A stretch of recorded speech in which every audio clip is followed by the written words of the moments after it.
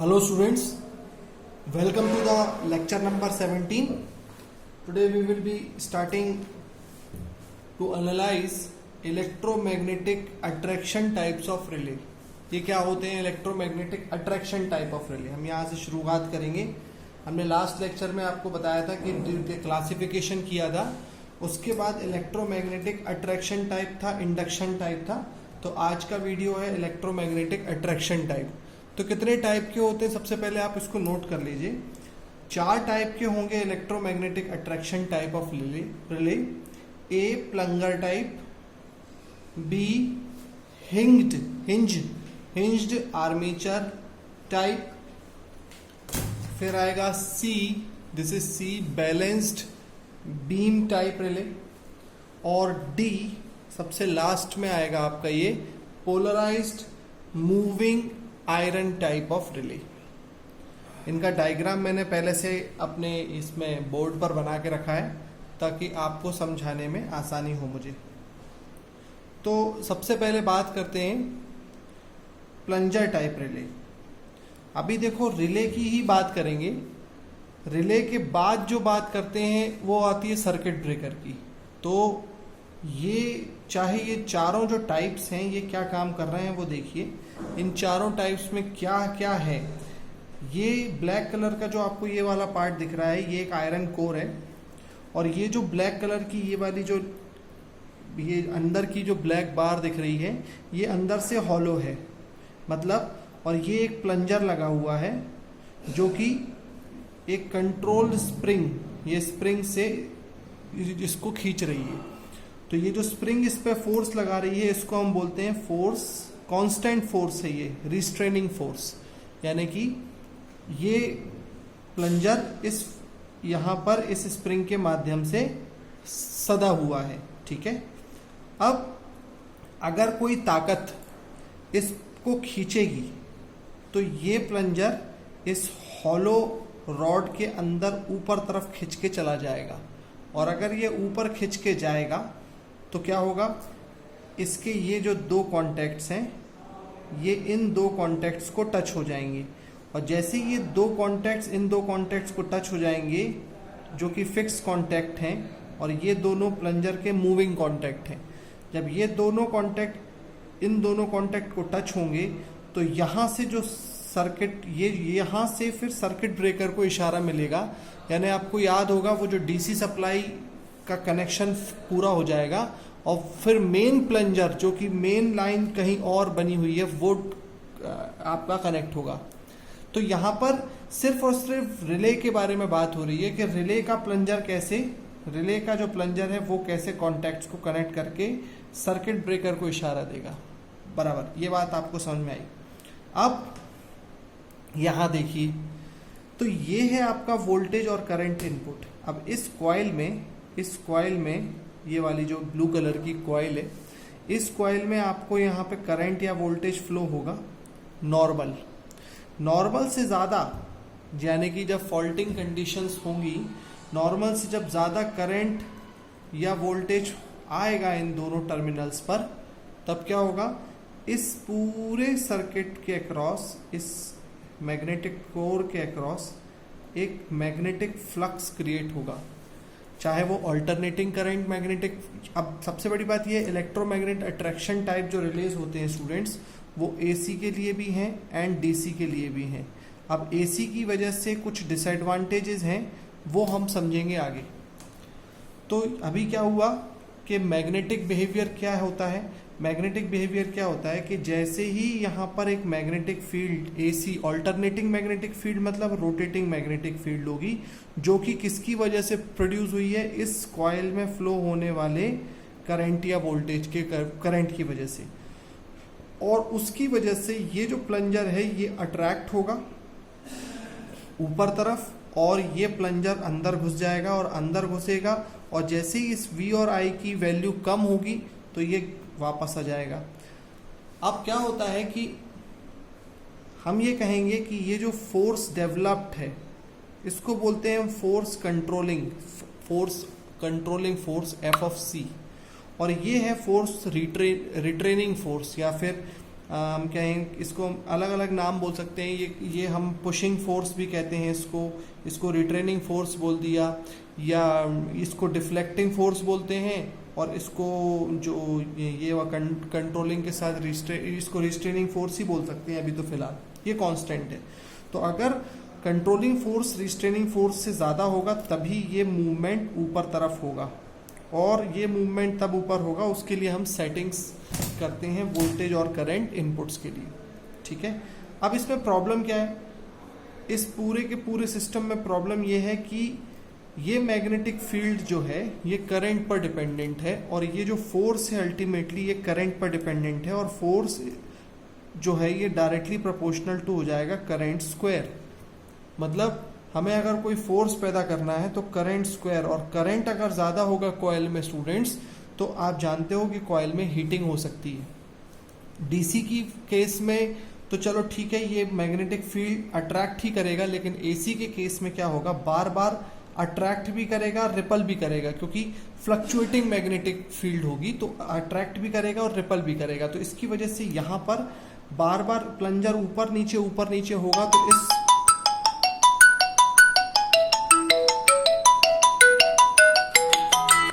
तो इस कांटेक्ट पर आग लग सकती है।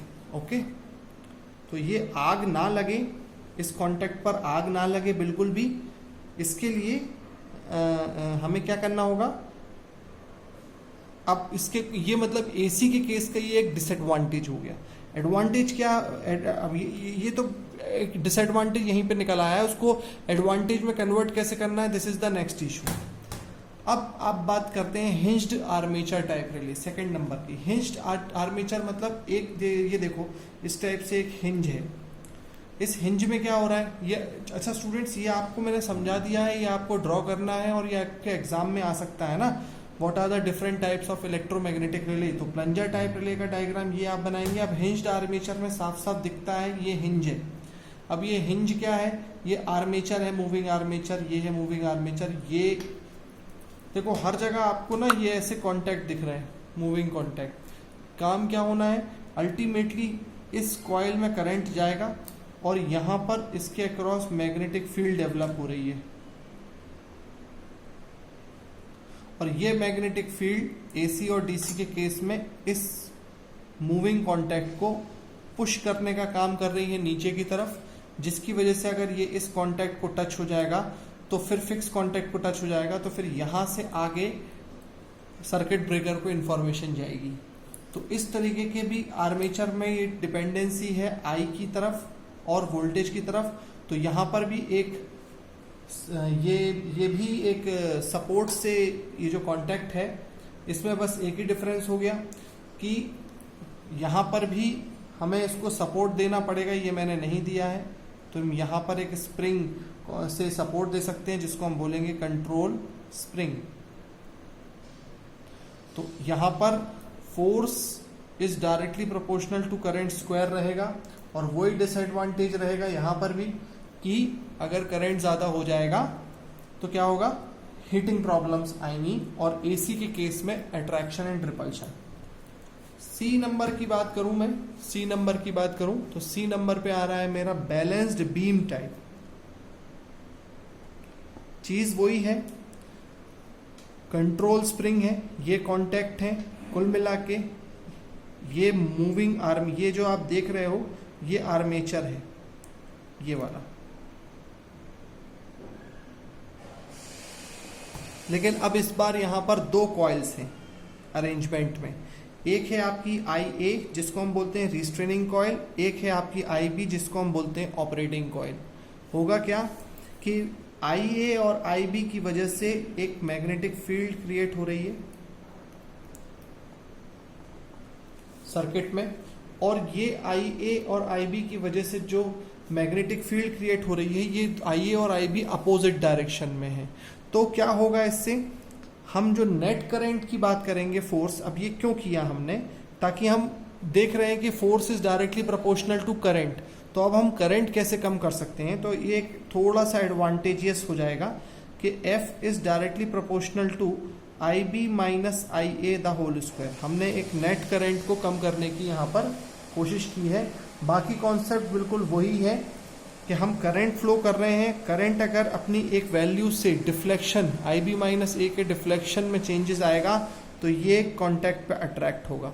इसको आर्मेचर को अट्रैक्ट कराना है इन कॉन्टैक्ट्स के पास, ये हैं तो ये 4 कॉन्टैक्ट, ये टच हो जाएंगे बस। तो अल्टीमेटली यहाँ पर प्लंजर था, यहाँ पर हिंज आर्मेचर है, यहाँ पर बैलेंस बीम में ये बैलेंस है, ये रॉड ये बैलेंस है एक रिस्ट्रेनिंग फोर्स और कंट्रोलिंग फोर्स से, ये अपने आप गिर जाएगी अगर यहाँ का डिफरेंस चेंज होगा। और लास्ट में आपके पास आता है पोलराइज्ड मूविंग आयरन टाइप। इस पोलराइज्ड मूविंग आयरन टाइप में क्या होता है ये देखते हैं। इसमें हम ये एक परमानेंट मैग्नेट यूज करते हैं, परमानेंट मैग्नेट, और परमानेंट मैग्नेट की और इस कॉइल के द्वारा प्रोड्यूस्ड मैग्नेटिज्म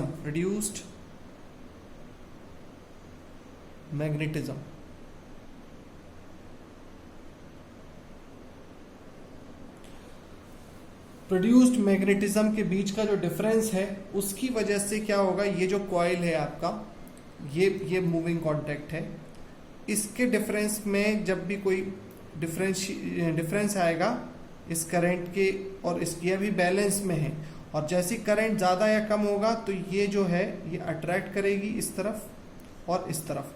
अब हम यहाँ पर कोई भी स्प्रिंग यूज़ नहीं कर रहे हैं, इसीलिए ये हम करंट की डायरेक्शन के चेंज करके इसको अट्रैक्ट भी करा सकते हैं, रिपल भी करा सकते हैं। तो इसको हम बोलते हैं दिस प्रोवाइड डायरेक्शनलिटी फीचर। इसमें डायरेक्शनल फीचर होता है, डायरेक्शनल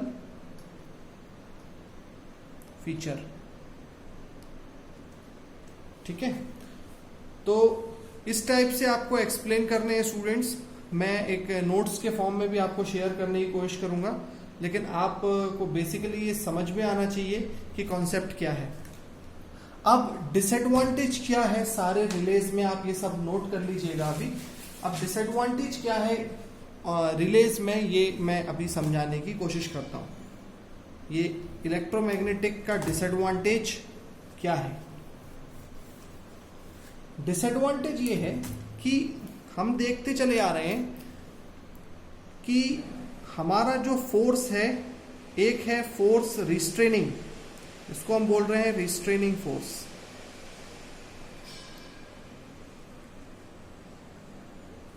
और एक है FC जिसको हम बोल रहे हैं कंट्रोलिंग फोर्स।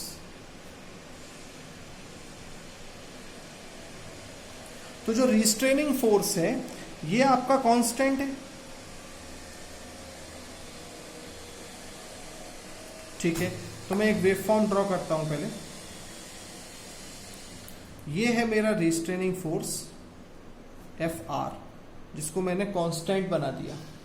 अब जो F कंट्रोलिंग है, F कंट्रोलिंग वो काय पे प्रोपोर्शनल है, वो प्रोपोर्शनल है I स्क्वायर के। अब ये जो I है ये DC भी हो सकता है और ये AC भी हो सकता है। अगर ये AC है तो हम कह सकते हैं FC is equal to I square sine square omega T, और ये प्रोपोर्शनलिटी हटाने के लिए हमने कांस्टेंट ले लिया है।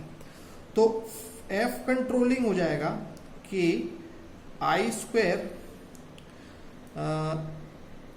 इसको मैं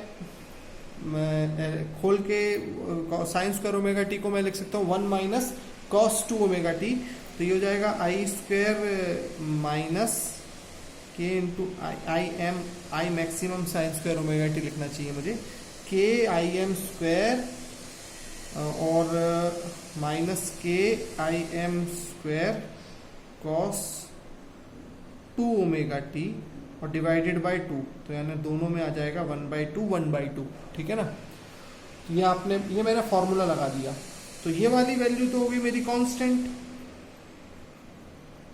और ये वाली वैल्यू, ये वाली कांस्टेंट नहीं है। तो अब मैं नॉर्मली आपको बताता हूं, जैसे कि अगर हम बोलें ये मेरा फोर्स है FR, ठीक है, और हमारा जो करंट होता है साइनसॉइडल इनपुट है करंट में, अगर AC करंट है तो this is the AC current suppose.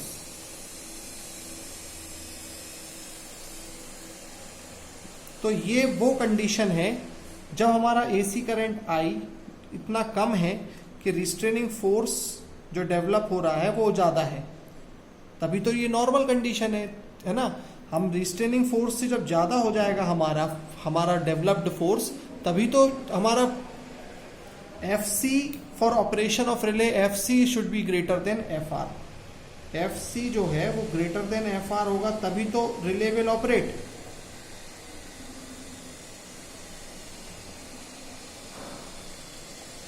तो अगर हम FC की वैल्यू को, जो कि ये है हाफ की IM square minus half IM square cos 2 omega T, इसको वेरियस इंटरवल्स पे प्लॉट किया जाए, ये 0 है, ये π/2 है, ये पाई है, ये 3π/2 है, ये 2π है।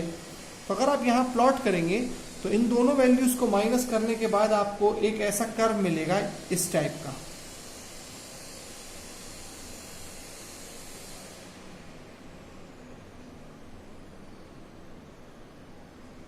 थ्री π/2 से फिर से ऊपर और यहाँ पर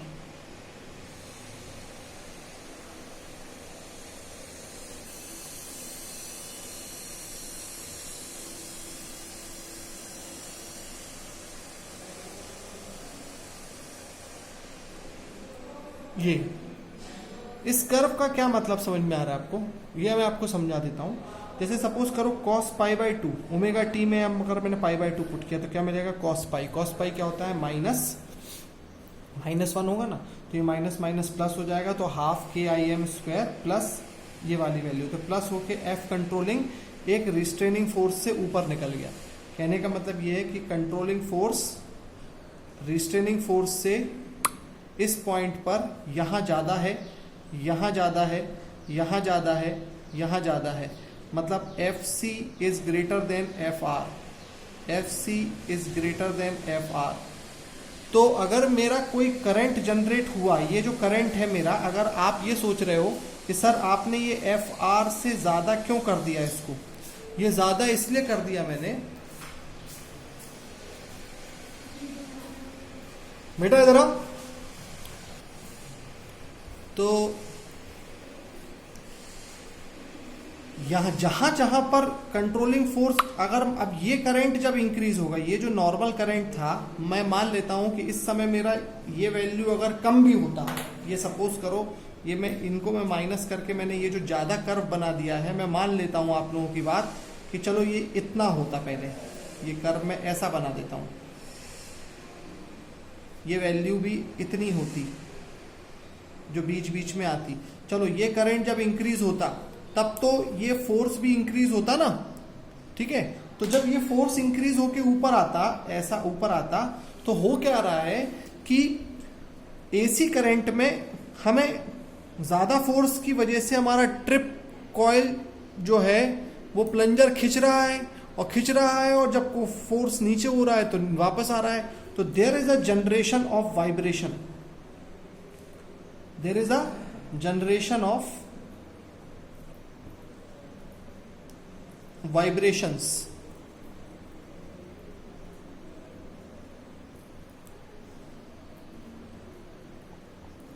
और इन वाइब्रेशंस को प्रोटेक्ट करने के लिए अब हमें कुछ काम करना पड़ेगा।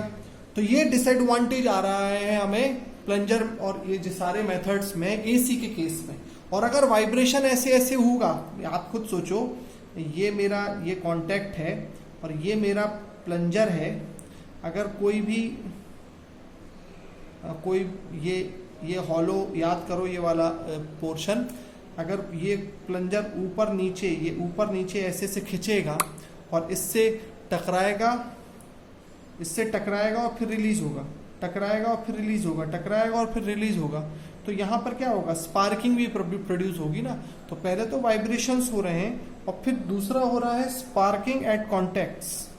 अब ये तो अच्छी बात है कि बहुत कम करंट होता है रिले सर्किट में, तो स्पार्किंग से उतना डैमेज नहीं होता, लेकिन फिर भी लंबे समय के साथ डैमेजेस बढ़ेगा। जो सर्किट ब्रेकर के कॉन्टेक्ट्स में जो डैमेज होगा वो तो बहुत भयानक होता है, इसलिए हम उसमें उस जगह को कूल करने के लिए, कॉन्टेक्ट की आग को प्रोटेक्ट करने के लिए various types of circuit breaker पढ़ेंगे। मनीष ने भी मुझसे ये क्वेश्चन व्हाट्सएप पे पूछा था, तो जब हम सर्किट ब्रेकर पढ़ेंगे बेटा, मेरा ये वीडियो में भी है ये आंसर, अगर आप ध्यान से देखोगे और कभी भी आपको लगता है तो आप कभी भी कॉल करके मुझसे पूछ लिया करो। स्पार्किंग एट कॉन्टेक्ट्स होगा, जिसके पास नंबर नहीं है 8817565535, ये नंबर पे आप बात करें और finally it will lead to ये जो प्रॉब्लम होगी इसकी वजह से रिले डैमेज हो जाएगा। ओके, तो ये सारी चीजें हम यहां पर फेस करेंगे। तो अब हमें क्या करना पड़ेगा, तो अब हमको कुछ ऐसा, ये जो जितना भी मैंने आपको अरेंजमेंट अभी पढ़ाया था, इन पूरे अरेंजमेंट्स में अब हमें कुछ ऐसा करना पड़ेगा कि हम अपने डैमेज को प्रोटेक्ट करें। तो यानी कि जो सर्किटरी मैंने अभी मिटा दी है, जो मैंने ड्रॉ करी थी, उसी सर्किटरी में मैं कुछ ऐसा करूंगा कि वो डैमेज से वो चीजें बचें, कुछ ऐसा। यानी कि ये जो फोर्स है ये जब ऊपर रहे तो ऊपर ही रहे और ये नीचे बार बार ना आए। अल्टीमेटली एसी के फ्लक्चुएशंस की, वेव फॉर्म की फ्लक्चुएशंस की वजह से ये बार बार इसमें वाइब्रेशंस हमें प्रोड्यूस होने से बचाने हैं। और इस इलेक्ट्रोमैग्नेटिक अट्रैक्शन टाइप रिले को एसी और डीसी दोनों के लिए ही प्रोटेक्ट करना है। डीसी के केस में तो प्रॉब्लम नहीं आएगी, आप जानते हो, क्योंकि करंट उसमें कांस्टेंट है, तो कांस्टेंट है तो फिर ये सब वेव फॉर्म की प्रॉब्लम आएगी नहीं। तो डीसी भी कांस्टेंट रहेगा, ये करंट भी कांस्टेंट है, तो फोर्स भी कांस्टेंट है, मतलब फोर्स लग रहा है तो लग रहा है, समझ गए? तो इसमें प्रॉब्लम नहीं आएगी, इसमें प्रॉब्लम होती है। I hope it is clear to you. From the next video we will discuss उसको कैसे हम प्रॉब्लम को सॉल्व करेंगे। Thank you.